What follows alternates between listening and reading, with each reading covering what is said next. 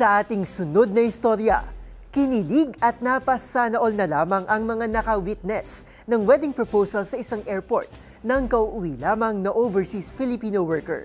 Imbes kasi na placard para madaling matunto ng kanyang mga mahal sa buhay, ay iba ang nakasulat. Ang buong kwento sa nakakakiling na tagpong yan, panoorin sa trending report ni Rovic Manuel. Marami ang kinilig at pumuso sa posted video na ito online kung saan nag-propose ang isang seaman at OFW sa kaniyang nobya na nag-aabang sa kanya sa airport. Imbis kasi na ang naghihintay ng kapamilya ang may hawak na placard, ay ang OFW mismo ang may dala nito at may nakasulat pang "Will you marry me?" para sa kaniyang nobya. Kaya agad namang bumuhos ang suporta at sigawan sa mga nakapanood ng nakakakilig na tagpo sa Clark International Airport. Sa eksklusibong panayam ng DZRH TV sa soon-to-be couple, Marso pa lamang daw ay pinlano na ni Christian ang proposal, ngunit may pangamba na ituloy ito dahil mahiyain aniya ang kaniyang partner na si Dixie. Medyo parang 50-50 ako itutuloy ko ba yung plano na yon. Pero,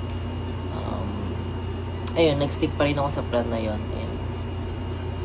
Ayun. Ang love story ng dalawa sobrang unexpected daw dahil sa pareha silang galing sa long-term relationship noon. So galing kami sa long relationship. And hindi pa talaga kami ready noon that time. Chinat ko siya pero sinisin lang ako noon that time. And then umabot sa time na nakita ko yung my ID niya, nag-reply ako. Ayun, doon na po siya nag-reply. Then doon na nag-start. Ayun, natin sundo ko na siya. Hanggang sa yun.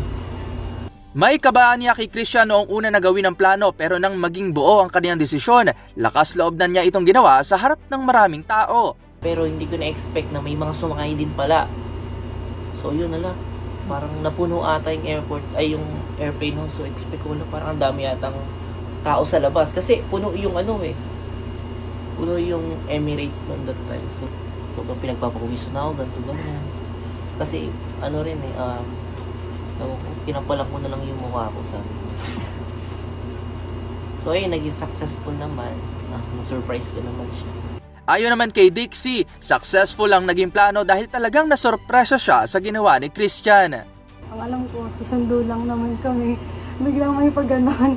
Sobrang surprise talaga. Hindi ko na-expect kasi hindi ko akalain na kaya niyang gumawa ng ganung bagay.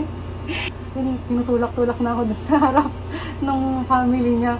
Doon ko lang talaga nabasa. Parang doon lang nag-sink in sa akin na totoo na ba ito?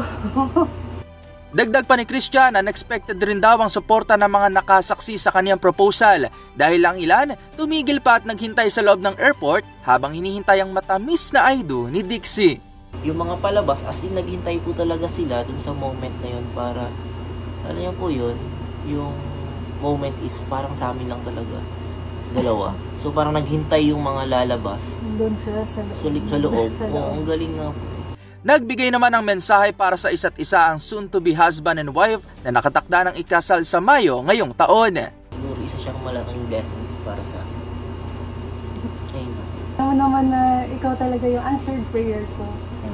Na basta ikaw na yung answered prayer. So thank you na binigyan mo ng peace yung heart ko, yung utak ko, lahat. Siyempre na ngayon nagpe-prepare tayo sa marriage.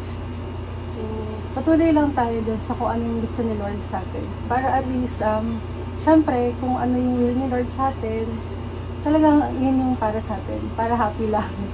Sa huli, nagbigay naman ng mensahe para sa katulad nilang mga nasa long distance relationship situation o LDR, ang couple na si Christian and Dixie. Siguro, maging centered lang din natin siguro si Lord sa relationship natin. Siyempre, nag-work. Para sa future naman yun kailangan talaga mahaba yung pasensya, pag-iintindi. Kasi kung tayo mahirap yung work natin dito sa atin, sa isang bansa natin, paano pa kaya sila na malayo sa mahal nila sa buhay? Kaya konting patience lang talaga, pag-iintindi lagi. And sacrifices lang din talaga. Papabor din sa atin ang mundo. Para sa DZRH TV, ito si Rovic Manuel. Una sa Pilipinas, una sa Pilipino.